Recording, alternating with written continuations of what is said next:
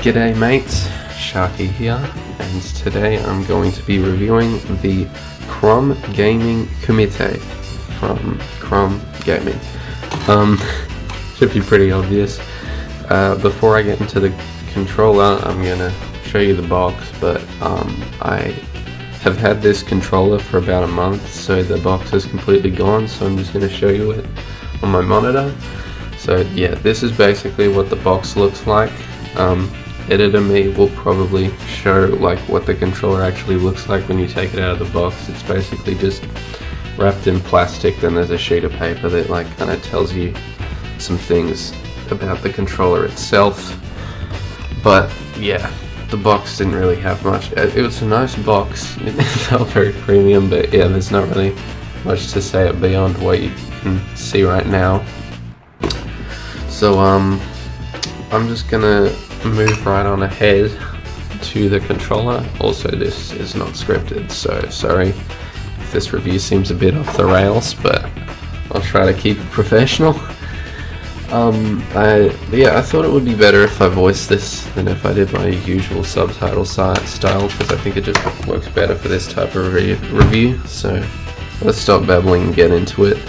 So this controller has has 8 buttons. They're all Sinawa buttons, I believe. I'm pretty new to Fight 6, but I've seen like reviews that have talked about Sinawa buttons and they look like these, so I'm pretty sure these are 8 just standard Sinawa buttons. Then this control stick has a square gate, I think, because I doubt it has a hexagonal gate, and that basically just means that it's like internally there's just a square and it just moves along the square, which is better for quarter circles. I mean, you could probably take it apart and change the gate if you want it to be hexagonal, but I think for most people this will be fine, and I think for doing quarter circles the square gate may actually be better from what I've researched. So yeah. As for what the actual control stick is, like what brand it is, I know these buttons are Sinawa, I have no idea. Maybe it's a Sinawa control stick as well, but I didn't actually check for this. I have no idea. Then there's also this plastic thing that isn't like glued in, which is kind of a shame. I think it would be nicer if it was kind of glued in, but whatever. Maybe that'll make it easier to like customize if I want to put a new control stick in. And then there's these directions thingies. They're just kind of cosmetic. Then all you really have left is these top buttons, and then I'll get into the gameplay. So first off, we have this switch here that is like an image of a joystick, and then this is like a D-pad. So what this will do is it will change whether your game detects this as a D-pad or a actual joystick. So for games like Tekken where they don't accept joysticks for some reason, you can just flick it over to this and play the game. But I think for most games you're going to want to put it to an actual joystick, because then what's the point? You may as well just not even have the joystick. And I like the joystick because you can I feel like it's easier to get diagonal inputs than from a D-pad, but I guess it's up to preference. Next buttons you have are I'll get into macro and turbo in a sec because they're a bit more convoluted. Actually, yeah, I'll probably show these in gameplay, so I'll do them last, but in like a separate recording. But yeah, basically these buttons are pretty self-explanatory. There's the share button, which is kind of like the other menu button on like a Xbox controller. That's basically just this button here. It's just that. So yeah, they do the same thing. They're basically just the start and menu button for an average Xbox controller, and then you have the home button, which is just like the Xbox button.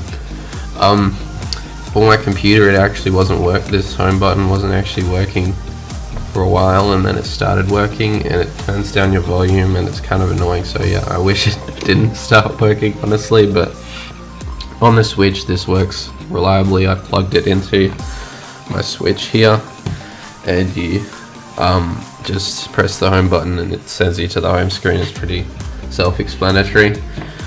On the Switch, you could actually just plug it in through the USB port and it worked, but I think for PlayStation and Xbox it won't work, hence why there is a USB port here. So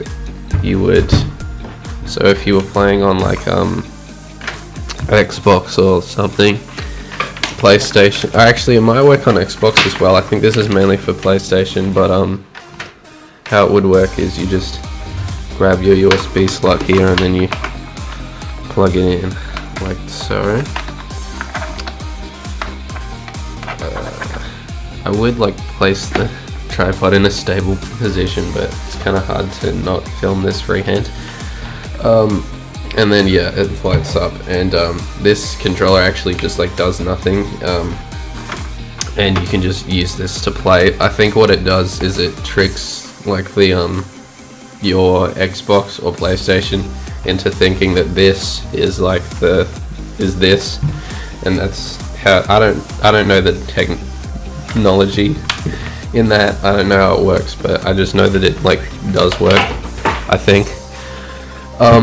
I've never had to use it, so it might not work, but anyway, can't tell you how well that works.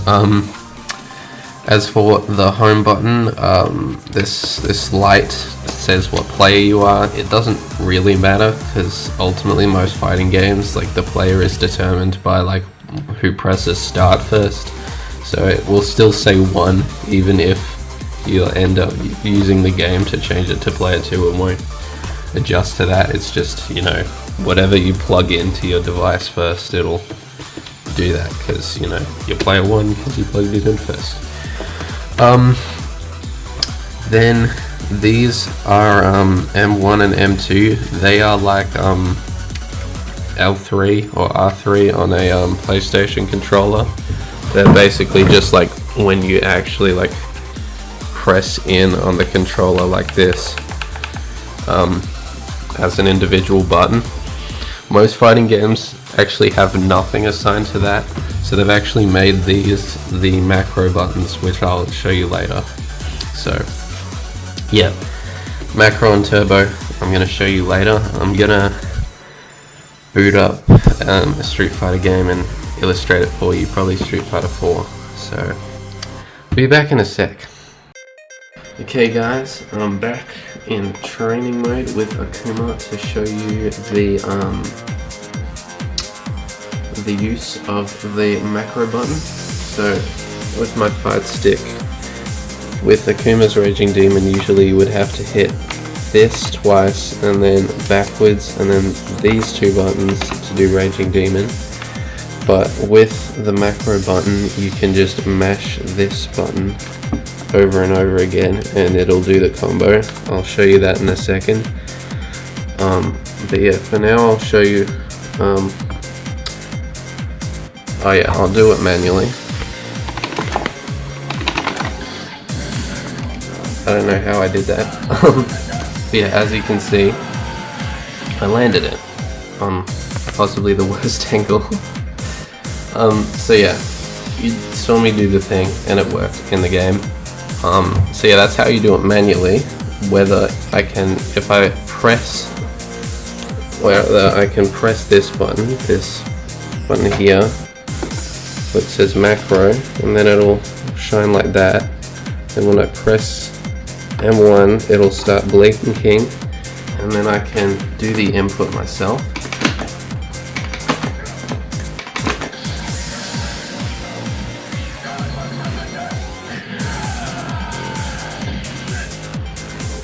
And then to finish it, I press macro again, and then now you'll see when I mash this button, see where it says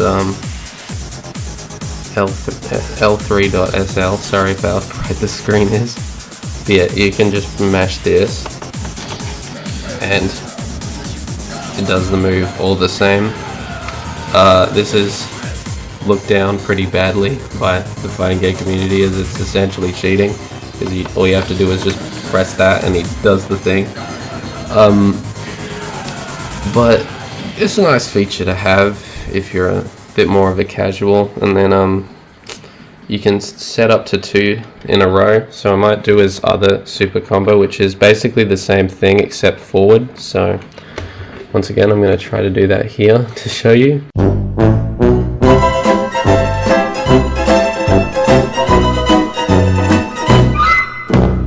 I can just do it myself, but yeah, it's a nice feature to have. You saw it work for like the first macro. For the second macro, it's just not working, and I don't know why. So that's how the macro feature works.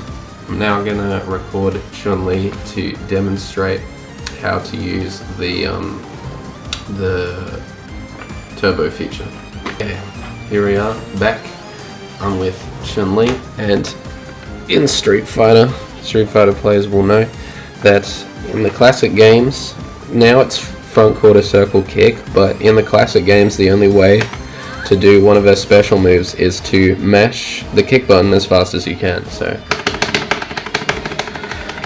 think it's easier with light. Yeah, there you go. And then she does that move if you mash it fast enough. Yeah, so yeah, that requires you to mash, and that is can be a bit exhausting. Requires a bit of skill. So once again, you can go and press. This time you press macro to turn on the green light, and then you press turbo, and this erases all your macros, by the way. I don't care, so I'm just gonna do it. And then you hold down the kick button, and it should start working. Emphasis on should. Okay, I think you have to hold the turbo button as well. Okay, yeah, now it's working. And then after a while, you can just hold down the button, and then, yeah, it's pretty self-explanatory. You just hold down the button, and it just does the move for you, so you don't have to go and mash. Oh wait, hang on. Yeah, look how much mashing I'm doing. Whether I can just go like this, and it's a lot easier on my poor little hands. So yeah, that's how the macro feature works. It's not a lot of fighting games have mashing anymore. I think it's more of a classic thing with like Chun-Li and Blanca. But yeah, I don't think the turbo is really going to be as useful anymore, and hell, even macros are basically just those like auto combos in Street Fighter 6. But if you're playing more classic titles, it's a nice feature to have to stop you from mashing. So yeah, that's how that feature works, and that's basically all the features this controller has. I might just do an ultra combo just because it's cool.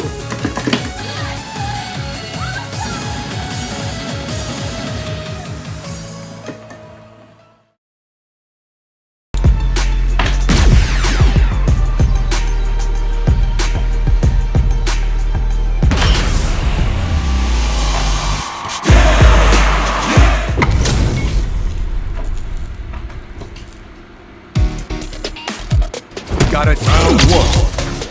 Fight.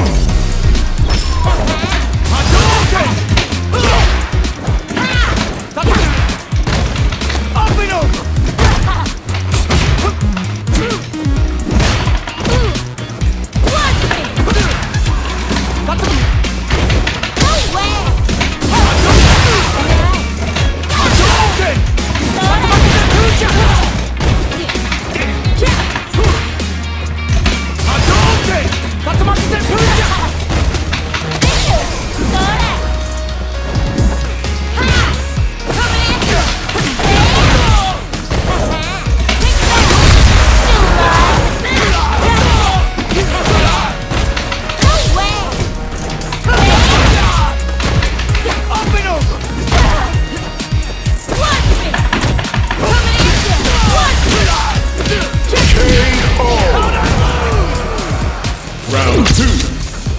Fight.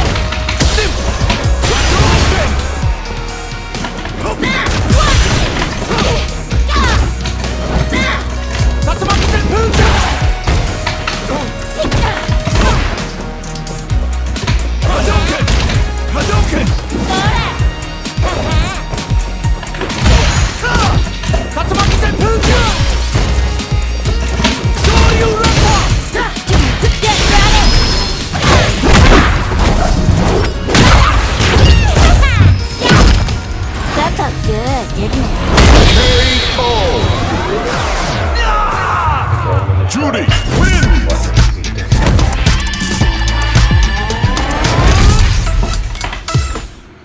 That was one way. Smart choice. Judy. I'm game if you are. I'm a pretty evenly matched. Alright, time to win.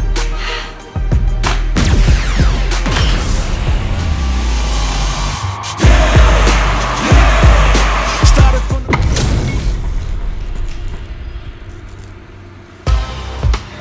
got round one. Fight. Try and stop it. Coming at you. Good. Come on.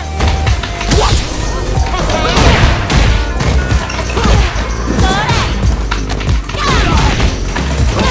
Here we go. Dura.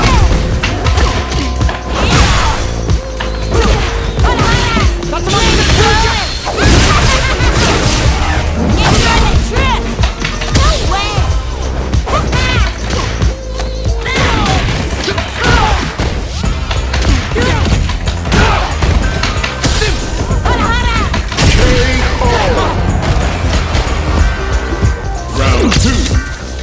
Fight. Let's get it.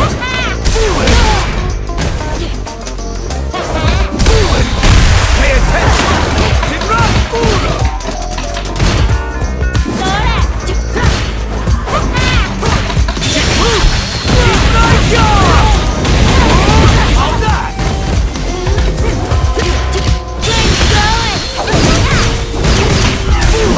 Gotcha. How's this? Dura.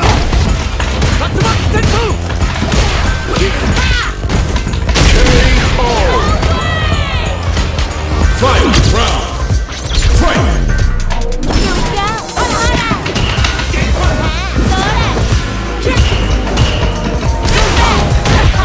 Dura. Let's get it. Dura. Go time. Dura. Let's get it. Dura. Dura.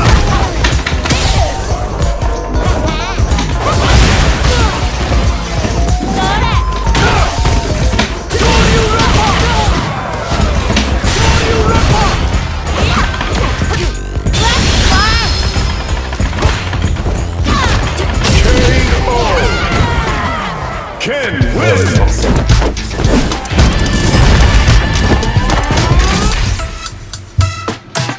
We don't talk about the first match. There we go, baby! That's the proof that this isn't like a separate recording or anything. Alright, see you guys. Yeah. GG's.